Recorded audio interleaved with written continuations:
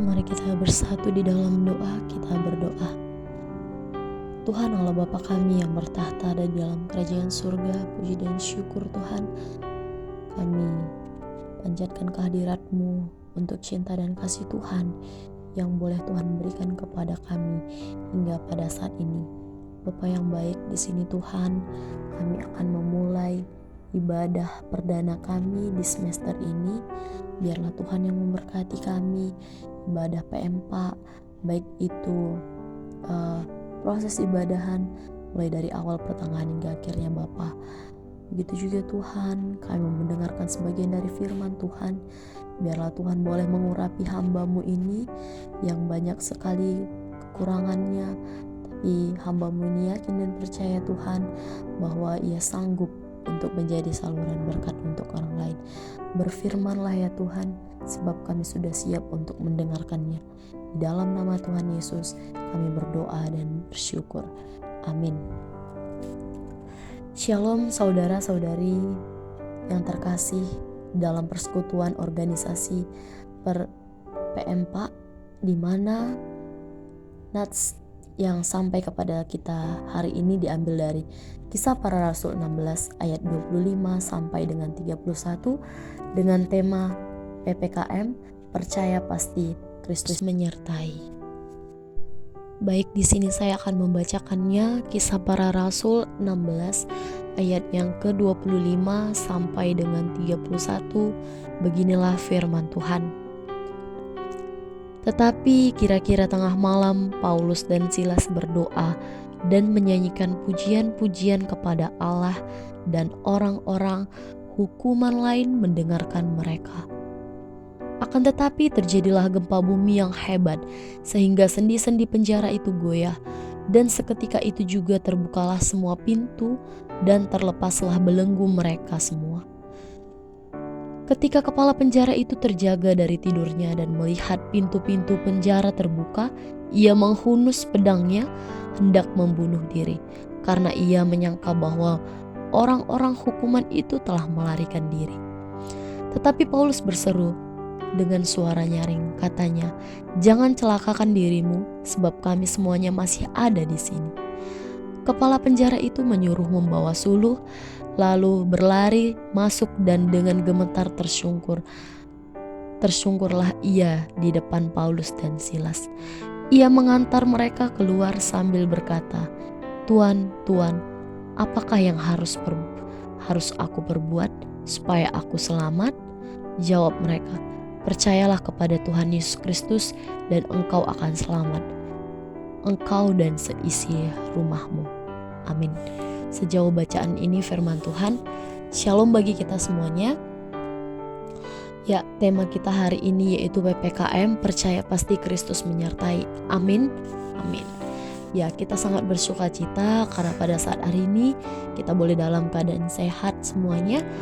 Dan meskipun kita masih dalam situasi COVID-19 di mana kita harus tetap berada di rumah, untuk itu tidak mengurangi sukacita kita kepada Tuhan Yesus Kristus. Nah, kali ini kita berbicara mengenai bagaimana itu teologi bencana secara konsep Kristiani. Nah, di sini tadi kita telah membaca bahwasannya Paulus dan Silas menderita di dalam penjara setelah mereka memberitakan firman Tuhan di Filipi. Nah, kita belajar dari seorang Paulus dan Silas. Ketika ia di penjara hanya karena dia memberitakan firman Tuhan di Filipi, tetapi dia tetap berseru, tetap berdoa, bernyanyi dan memuji Tuhan. Yaitu terdapat di ayat yang ke-25. Dan mereka tidak fokus kepada masalah dan hanya fokus pada penyerahan diri sepenuhnya kepada Tuhan. Karena seperti di Alkitab juga berkata di Matius 18 ayat 20, "Sebab di mana 2 atau 3 orang berkumpul di dalam namaku, aku ada di tengah-tengahnya." Nah, kita boleh belajar dari kisah hari ini, yaitu tentang Paulus dan Silas. Coba kita kaitkan dengan situasi pada saat ini. Apakah kita sanggup Di dalam setiap bencana maupun setiap tantangan dan rintangan, setiap pergumulan yang kita hadapi di pada saat ini. Apakah kita sanggup seperti Paulus dan Silas? Meskipun di dalam situasi pandemi sekarang ini, apakah kita tetap mampu untuk memuji nama Tuhan saja? Apakah kita masih dapat bertahan hidup dengan ketidakmampuan kita atau keterbatasan yang kita miliki? Nah, di dalam kondisi seperti ini sering sekali kita terlihat seperti terpenjara ya. Nah, dalam halnya secara logika selaku manusia tidak mampu. Ketika sudah di penjara, kita tidak mampu untuk mengucap syukur. Nah, hari ini kita ditegur dan diajak untuk merenungkan bahwasannya tidak selamanya manusia itu berada di luar. Tidak selamanya manusia itu bebas dengan segala pergumulan. Tidak. Dengan setiap pergumulan yang kita hadapi, disitulah kita belajar bahwa betapa pentingnya selalu bergumul di dalam Tuhan. Maka kita akan melihat berkat-berkat yang sudah dipersiapkan Tuhan kepada kita. Nah, bencana kita ketahui adalah sesuatu yang tak terpisahkan dalam sejarah hidup manusia, di mana manusia bergumul dengan terus bergumul agar bebas dari bencana. Bencana adalah gangguan serius yang terjadi dalam jangka waktu yang pendek ataupun panjang, tanpa kita sadari bahwasannya di dalam kedewasaan kita selalu bergumul. Nah, di sini sebagai organisasi PMPA khususnya untuk saudara-saudari yang terkasih, mari kita belajar dari tokoh Alkitab ini seperti Paulus dan Silas. Ketika mereka sanggup untuk mampu mengontrol dirinya, mampu kuat dan teguh di dalam setiap percobaan, mari kita sanggup seperti mereka yang mau terus memberitakan firman Tuhan meskipun mereka di penjara, karena mereka yakin bahwasannya setelah mereka memberitakan firman Tuhan, ada sesuatu yang sudah Tuhan persiapkan kepada diri mereka. Jadi terkhususnya untuk organisasi PMPA kita, tetaplah teguh kepada pendirian kita, khususnya BPPM yang pada saat ini banyak sekali pergumulan yang dihadapi, baik itu dalam menjalankan program, baik itu dalam pergumulan di kampus, di keluarga, ataupun di masyarakat. Tetaplah teguh kepada pendirian kita. Tetap yakin dan percaya bahwasannya Tuhan selalu menyertai kita. Ketika kita terjatuh, kita tidak sampai tergeletak, sebab tangan Tuhan selalu menyertai kita. Di mana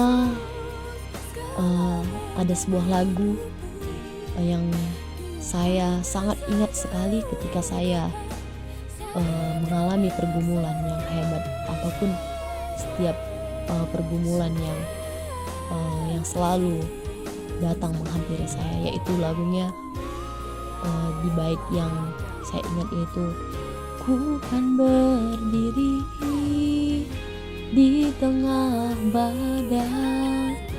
Nah, kita tidak sanggup berdiri, teman-teman. Kita tidak sanggup berdiri di tengah badai. Badai itu sangatlah kuat. Badai itu tidak dapat diberhentikan oleh manusia. Hanya Tuhanlah yang mampu meredupkan atau meredakan badai. Yang lagu selanjutnya, dalam kekuatan yang Kau berikan. Nah, di sini kita hanya meminta pertolongan dan kekuatan hanya dari Tuhan saja. Pada umumnya manusia tidak dapat mengandalkan dirinya saja, meskipun dia dalam keadaan fisik yang kuat, yang tegar. Sekalipun itu, dia adalah manusia yang hebat. Tidak mampu manusia memberikan kekuatan, Tapi ketika kita minta pertolongan, ketika kita minta power dan kekuatan dari Tuhan, maka disitulah akan ada kekuatan yang berasal daripada Tuhan. Jangan pernah mengandalkan diri sendiri, karena diri sendiri tidak mampu menghadapi setiap pergumulan. Tapi ketika kita mau menyerahkan diri kita, disitulah kekuatan itu benar-benar terjadi. Dan kekuatan itu benar-benar ada karena kita yakin dan percaya kekuatan itu hanya berasal daripada Tuhan saja, bukan berasal daripada diri kita. Sampai kapanpun tak tergoyahkan, karena Yesus selalu menopang hidupku. Ingatlah saudara-saudari yang terkasih di dalam Tuhan Yesus, sampai kapanpun baik pergumulan hebat yang kita hadapi, Tuhan Yesus selalu menopang kita. Tuhan Yesus selalu menyertai hidup kita, menolong hidup kita. Tanpa kita sadari, ketika kita menyerahkan semua hidup kita, menyerahkan semua pergumulan kita, disitulah Tuhan benar-benar menolong hidup kita. Maka dari itu saudara-saudari terkasih di dalam persekutuan organisasi terangkat, mari kita sama-sama belajar untuk menjadi pribadi yang benar-benar sejatinya sebagai seorang Kristen. Janganlah insecure.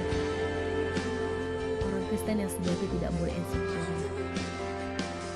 Kita percaya saja, bahwasannya percaya pasti Kristus menyertai kita. Sama-sama kita merangkul, sama-sama kita memikul salib Tuhan.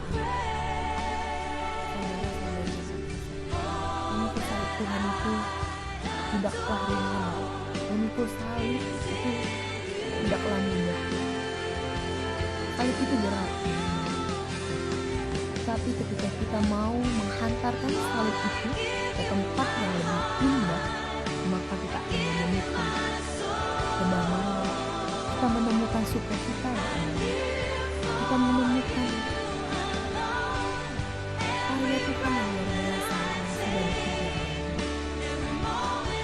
untuk kita sebagai anak muda, khususnya dalam organisasi pendidikan agama Kristen. Mari sama-sama kita menjadi seorang pendidik yang benar-benar mau mendidik anak-anak, benar-benar mau mendidik generasi muda, yang mau memberikan edukasi yang penting, tidak mementingkan diri sendiri saja, tetapi mau berbagi ilmu dengan orang-orang.